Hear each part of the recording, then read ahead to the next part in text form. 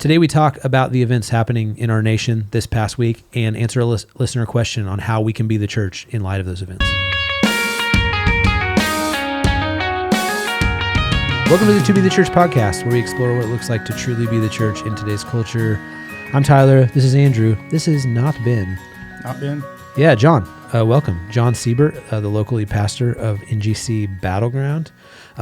So you're going to hear from John again next week, because we actually previously recorded an episode that we were punting until next week because we wanted to handle some more current issues here. But John, one, welcome. We're glad you're Thanks. here. And then I was kind of like, hey, we should just tell your story, but I don't know how much you did that in the episode that's going to release next week. But give us just like a very basic background of who you are and like what you've done here in Clark County. Yeah, no, I grew up here in Clark County, and family's been here a long time, and married, 3 kids. We live in Battle Ground and planted our church. I've been on staff since 2008 and planted our church in 2020, and it's been a wild ride. Yep. Cool. And then, did you grow up in the church? Did you? No, I didn't. I didn't grow up in the church. I affectionately call my family Creasters, Christmas and Easters. We would go. Grandma was a Christian, and she'd pay for me to go to summer camps, things like that. But it really didn't stick until I was 18. Wow. And was being discipled by a gentleman. I was dating his daughter, and he was pastor, and he's like, "We're hanging out." And I didn't know that there was language for that. It was called discipleship. I just thought it was like coffee with Dave, and it changed my life, and fell in love with the local church. And it's been an amazing journey. That's awesome. All right, so let's jump right in. The reason we punted the episode to next week is just to kind of address some of the stuff that's happened specifically just in America in the last week or so. With Charlie Kirk being assassinated. Obviously, it is a week after that, exactly right now as we record this. And so we can, talk through what that moment was. We can talk through what Sunday was in our local churches and churches across America.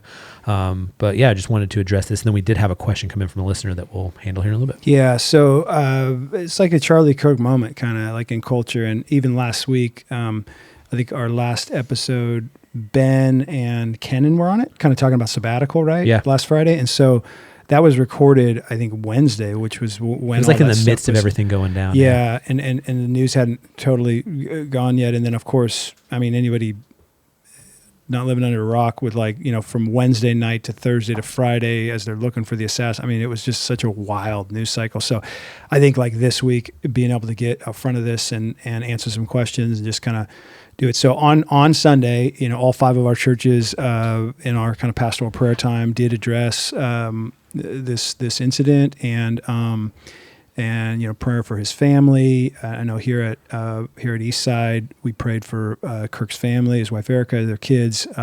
Prayed for Tyler Robinson, the assassin. That that the government would do the job of government to punish evil and reward good, but that they'd have that justice would be served, but that also that he would turn to Christ, that the Lord would save his soul, and after this heinous act. And so, it's a huge moment, and it's a in some senses it's a unifying moment in culture because it was so egregiously insane, like live on YouTube, you could see this, when it's happening, and the brutal, assassination. And then, so it was just unifying in the sense of so shocking that it just kind of shocked the whole American consciousness, and it was just wild. And then as these things go, the divide in our culture, particularly politically, is so deep and so aggressively antagonistic that as the days play out, retreating to one side, kind of returning to one's priors, and those things. But this does seem to be a bit of an event, the 9/11 type event, like a generational defining event, to where you can see people, you can see some of the relativism and fog that occurs when current events happen, and people can kind of, retreat to their sides. You can see some of that shifting and breaking, and people kind of questioning perhaps their previous priors or whatever else in it, and going Yeah, where do I land? So again, on the podcast, you're trying to equip the church to be the church in these moments, and like, how do we address that? How do we, go about it? Yeah, I did a brief little preamble before the service on Sunday, and for uniquely for Battleground, it was a very heavy week. Obviously, there's the national story, but we laid to rest one of our sisters who was murdered earlier this year by her husband and another individual, and that family, both sides of the family are in and around our church, and so we laid her to rest on Saturday. So for me, it was framing up the moment of we have evil far away and we have evil near, and we came face to face with that this week collectively as a church. So what do we do with that? And I think one of the big takeaways is it's a time for to hit pause and reflect. Is what I believe in effect worth dying for? Because yes, he was assassinated for his political views, but in large part, I believe it's for his religious views as well, that he was assassinated, killed. And so I think as a Christian, it's like, okay, whoa, what is this? What is this? What are the implications for me? How do my neighbors feel about me? Especially as you say, people are retreating to their priors, and then there's the soundbite wars, and everybody's rolling those things out to kind of frame up this moment. And it's been sobering. To your point about 9/11, it feels like that because we're getting inundated with people like, hey, what kind of Bible would you recommend? I've never bought a Bible. I'm going to buy a Bible. Or my coworker's come to church this weekend, and she was Wiccan, and she's coming to church. And number of those conversations, and then local pastors are just reporting crazy amounts of people coming to church for the first time. I mean, our services were all full. Yeah. I think both Eastside and West and Battleground broke records. It's just, God's doing something. I mean, there are multiple stories just here at Eastside of people saying, being here on Sunday. I mean, I haven't been in church in years, or I've never been in church. One of our staff members got multiple requests, I think, for hey, I don't own a Bible. What should I do? And just grabbing them from the seat back and handing them to him and say, take this home. Yeah. Folks saying hey, I have a Bible somewhere, but it the commentary in the Bible is probably not legit. What should I get? So anyway, there's all sorts of stories. And so here's a question. Yeah. Why, what about this event do you think brought that response in people? Yeah, we live in such a narrative driven deal, keyboard warrior type of culture, right? Where there's just people say stuff and it's just, and there's all these, but I think that the brutality of this, again, sort of that shocking 9/11, oh my goodness, this just happened, now, and it's funny because even you talk about the public figure, and there were certainly a lot of people who had never heard of Charlie Kirk before this. When you talk about people under 30, there probably wasn't a lot. People from ages 15 to 30, that's kind of this guy's target. That was sort of the target audience, And I mean, I knew of him for sure. I hadn't seen a lot of his videos. I'm 44. I'm not in his target demo, and I follow all sorts of other people online and podcasts and different kinds of things. So I'd heard of him. I'd heard him interviewed, stuff like that, but I wasn't somebody who, that was, I guess he just wasn't in my algorithm, as it were, whereas for that could be a whole other podcast. Yeah, exactly. What is in your algorithm? But it was funny because I had one of our elders reach out to me and just was the reason this is such a transcendent cultural moment because this guy had cracked the algorithm, he, in just his generation, and then his capability on social media, his appeal to college students, and the fact that he was in the public eye from age 18 to 31 when he was killed, as a dude who never went to college and taught himself, and then just literally the movement that he developed politically. I mean, it became, Turning Point USA, his foundation. If you talk about think tanks on the right and on the left, on the right, you have American Enterprise Institute, the Heritage Foundation. These are Washington, D.C. based, major think tanks. Turning Point USA has a bigger budget than those. It's unreal. As far as a political organization, a dude who just did it by gritting it out and figuring it out, and did not go to college and study political science.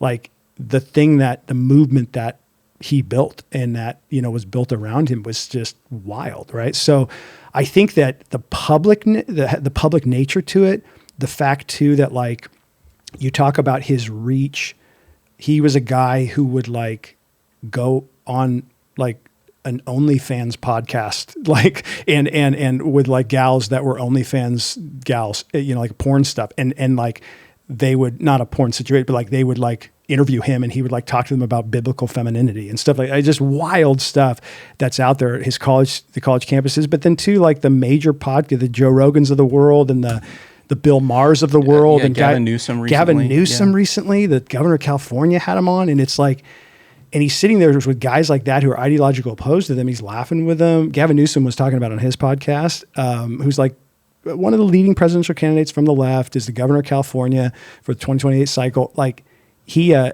was laughing with Charlie Kirk about how his kids were stoked about how Charlie Kirk was coming to visit him. Wanted to skip school to be there. Yeah, it's like wild, dude. And so a guy with that kind of appeal, and he's literally sitting in front of 3,000 college students on a campus, and somebody from 200 yards away shoots him, assassinates him, like, and it's all on camera. Like, what? So that's the level that this is at. Is so wild, man. And then the way that I think culture around it, like, I think right away you saw the universal, like, this is horrendous. I mean, that night, Yankee Stadium at the Yankees game had a moment of silence, like 5 hours after the event happened. Chris Martin at a Coldplay concert. Same thing. And this was like, so, but within hours, within days, you saw all over the world, like a universal kind of like mourning and whoa and what in the world. And then again, as it plays out over news cycles, you see people go other directions, but just, kind of a transcendent event. And in addition to that, sociologists talk about young men, the fatherlessness, or at least if they have a father not really in the picture. And so you have this tribe of young men who are like, who do we belong to? Who do we follow? And in a large way, like Charlie Kirk kind of stepped into that role as maybe a philosophical father of sorts. And I make a habit on Sunday morning of standing in front of the school as people come in, and the number of young men walking in, kind of like looking very emotional. And what Charlie Kirk had tapped into is this social estrangement that young men have had culturally. And he was their hero for a lot of them, looking to understand, like, how do I lead and what's my voice and things like that. So I think that also layers on top of this. Yeah. Yeah. And I think that, like, you talk about it now from the Christian standpoint as a church, and some of the stuff that we get into, as we talk about through this question, Tyler, that you read that question already, right? Nope, not yet. Oh, you haven't read it? Okay. So, but like the kind of like trying to figure out, as it sets with us, people who have disagreement maybe over some of his views or different, and how we as the church like understand that, or people within the church, they go, well, I kind of felt this way about this view or this view, and how that's debated or handled. I think like the moment that we're in, and this is even what we recognize Sunday, is a moment to like mourn and recognize this, and also recognize that, like I said it here at Eastside, there's videos of the moments, there's videos of the shooting, but there's videos leading up to the shooting that don't have the shooting in it, that like where you can hear what he's saying. And he was quoting 1 Corinthians 15, talking about how Jesus lived a perfect life, died on a cross, rose from the grave. There's salvation in him alone. It was some of the final words he ever said, right? So you look at it and go, we're now we're a full week after it happened. There's tons of stuff that's come out in the investigation. There's been tons of reporting in the media about the motivations of the shooter or the ideological bent of the shooter. And you go, was he killed for his politics or was he killed for his faith? Like, he was a Christian who brought his faith into the public square, and in the public square, his blood was shed, right? And so, and when you look at the ideological bent of the shooter, like, this is demonic stuff. Like, this is and there is a spiritual war raging in those kind of deals. So you go, like, it was a man of faith, of Christian faith, regardless of what your political bent may be, or how you deemed this guy from age 18 to 31, and all the stuff's online, like, well, I don't like the way he said that, or his policy there I don't agree with, or it's like, This is a Christian brother that was killed, and a very public witness for Christ. That if you watch the trajectory of Kirk's time, the further he got toward the age he is now, Yeah. like the more his faith was like really brought to the I forefront. was listening to one of his mentors on a podcast, and he said, Charlie, as he's planning the next 5 to 10 years out, he was going to phase back on the political and actually get more involved in like how to mobilize churches for the spread of the gospel as he was planning into the future. And you're right, there was a shift. And I mean, the guy was a savant. Like his grasp of scripture and ideas was startling. When you hear political types like that quote scripture, it's always laughable, It's like, you don't know what you're talking about. You think of like 2 Corinthians. We've made fun of a lot of them on this podcast in the past. But this was a dude who, when you hear him give a defense of the faith or articulate stuff, like, and I certainly, because I had not watched a lot of his videos before all this broke out, like, I've definitely run down the rabbit hole there a few times with like the YouTube's videos that are up, and seeing him debate and going, yeah, the dude knew his theology. He knew his Bible really well, and just pretty wild, man. Like the moment that is. So I do think we when we see that we John, you said some cool stuff Sunday. I watched that moment from the preamble. You were talking about prayer and then like standing up as Christians and not shrinking back like from this moment. Yeah, contend was the word. Yeah, contend in this moment and look for the opportunities, because people are going to be coming to you for answers. Yeah, their whole worldview, Christian or non-Christian, has been kind of rattled. Yeah, and similar to 9/11, my prayer is that this isn't just a flash in the pan. Yeah, because you were around after post 9/11 in churches, and there was like a spike of interest, Bible purchases, all of that, and then it kind of petered out afterwards. And I'm praying that this leads to something greater, that we seize this cultural moment to point people to Jesus. And a key part of that is that prayer and that contending for the faith and giving an answer to those who have questions, right, of the gospel. And the best thing I think coming out of the 5 churches that I've heard of is like the amount of people just kind of in the seat, like the amount of people in the church who, with new people, connected with them, gave them their phone numbers, like following up with them. It's not just something going on from the front, but the church actually being the church. And there's been a lot of that. Yeah, the attendance, you mentioned some of those positives just throughout there. And anecdotally, the attendance from Sunday at all 5 of our churches was as high as we've seen it all year. It was up almost 20% overall with the 5 churches. Just on like from the average, over 20% up on all 5. And just a wild moment. And then the individual stories coming out of people sharing those type of things. I mean, I'm sure you had the same thing, but so many people coming up to me after, people I didn't even recognize or know, and just like the moment, like being like, man, I just felt like I needed to get in church, or I haven't been in a church in 15 years, but like this wrecked me this week, and thank you for mentioning something, and I'm not sure how to even think, so. Okay, so like we say at the beginning of every episode, like we're here like to explore what it looks like to truly be the church in today's culture. So this question that came in is actually a phenomenal question to that end. And so here's what it says. It says, after Charlie Kirk's passing, numerous media clips depict him as a godly man of grace and patience. Yet my Christian spouse and others strongly oppose his diversity statements and other remarks, questioning his faith and credibility altogether. We remain deeply divided. How can we biblically connect with our spouses and community when such divisive issues surface? It's a good question. Yeah.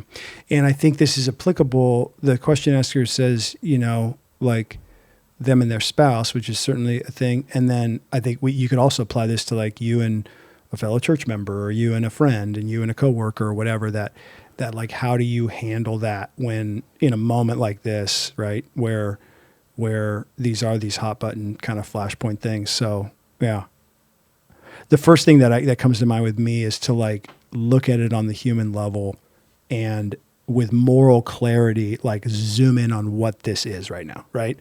Like, and because where it says like, I think the question answer said it was something to the effect of like, the person and the spouse are they're both Christians, but they're disagreeing on sort of like his politics, or if he was a good dude or what, like, right. And so I think like zooming into this moment and going, what is it at issue right now that is happening? What is it that happened? And how should I respond to what happened just on a personal level?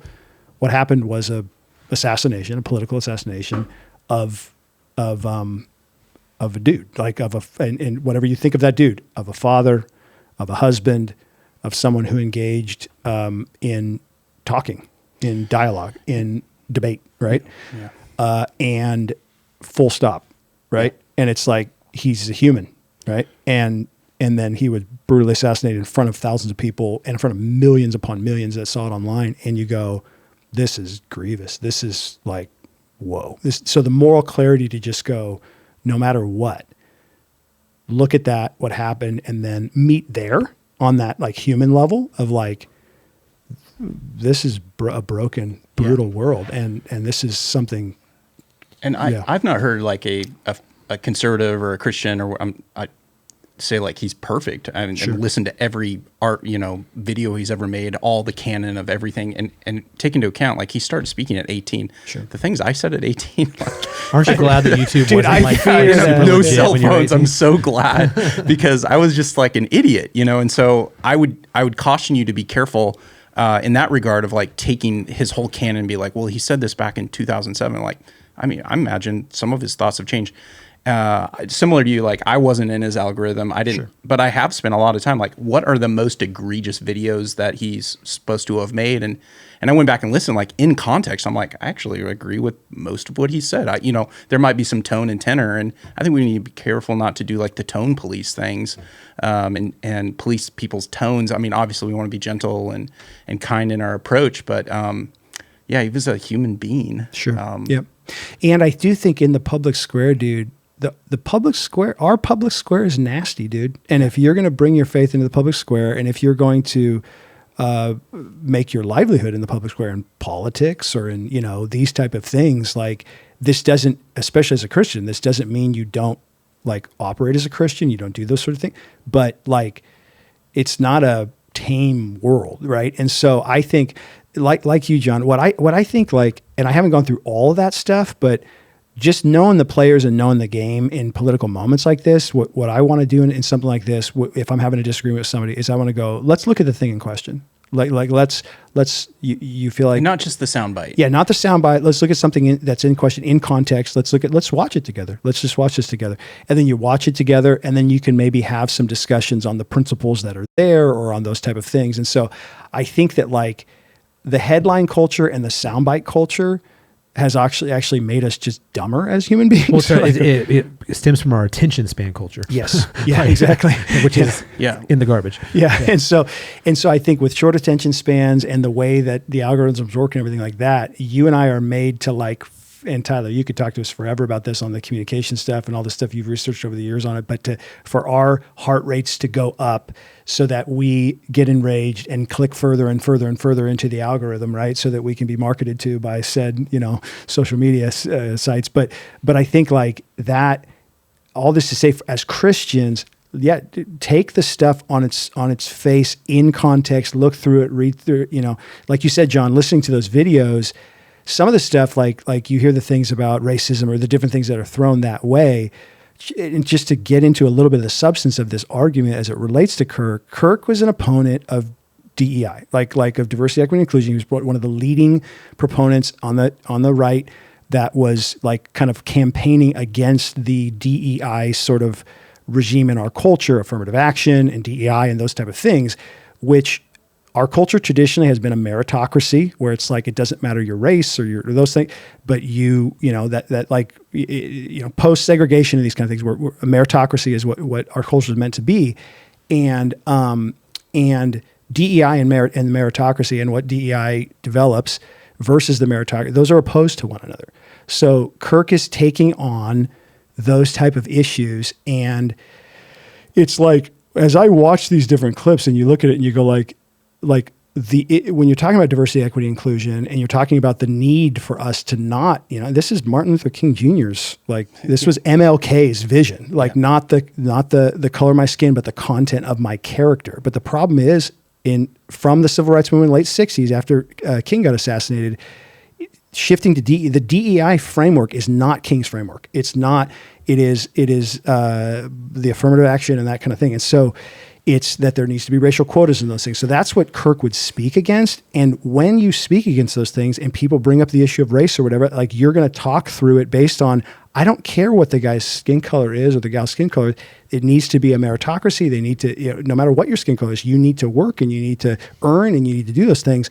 And people quickly racialize those things and go, and frankly, it's again in the culture that we're in. Again, watch the Kirk videos in context. And I'm not defending everything he's ever said. I'm just saying, as you look at those things in context, a common argument in the public square when you don't have an argument is to quickly shift to character assassinations, ad hominem attacks. Ad hominem attacks, and that can happen all over the place. It can happen left and right, but like an ad hominem attack and well, I don't have an argument for you, so I'm just going to call you this. Like, it's like flipping over the board in Monopoly. You're like, man, I can't win. Yeah. So I just think, and I do think that there seems to be some agreement on left and right in this moment of like, let's try to tone down the rhetoric. Let's try to get less combative. Let's try to do this. I mean, at least from some. But I think like, I would say from most, but they're not always the loudest. Right? Exactly. Yeah. And so anyway, all that to say, I think you got to look at those things on the face. But as it comes back to this, or you're working with somebody else and they have disagreements over that or whatever, you look at the things in context. It's going to take more time to do that. It's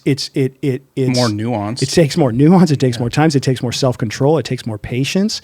But you got to go to those things humbly and look for the truth. I think that's the biggest thing in these moments is like, as Christians, we're a truth people. Like, we're in 1 Timothy right now, and as it's talking about salvation, one of the things in our text this week that we're preaching is like the knowledge of the truth, right?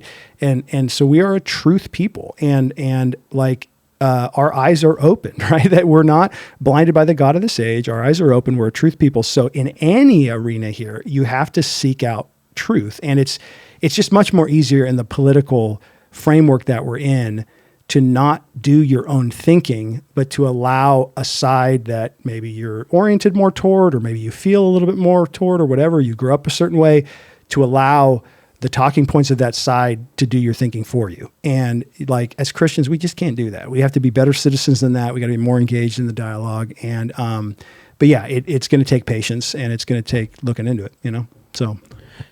Yeah, I think one other thing to this question is one of the Ortlands has a book on theological triage, right? Like as we take theological issues and say, like, these are things we die for, these are things we divide over, these are things we debate about, and these are things we just decide on, Yeah. I think that, like, as it relates to a marriage relationship or a friendship or whatever, is consistently coming back to those things that we die for. And it's like, hey, like the foundations of the faith, and like things that are far, like, I don't even know what the right word is, but like things that are not just a cultural moment that is going to, like, the moment will come and go, right? Yeah. The impact, like obviously, like that seems like a really callous thing to say after somebody just died. It'll come and go, but like, like this moment will come and go. But like, what are the things that